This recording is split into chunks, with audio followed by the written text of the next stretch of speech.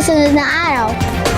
Gayunpaman, pinapayuhan na ang mga residente na magdala ng payong o sombrero kung lalabas ng bahay dahil sa init ng panahon. Init talaga ngayon, kaya lagi ako nakapayo pag lumalabas. Buti na lang at walang ulan, pero kailangan pa rin natin mag-ingat sa heat stroke. At iyan ang inyong balita sa panahon. JD Nesia, si Marasigan, nagpapatrol.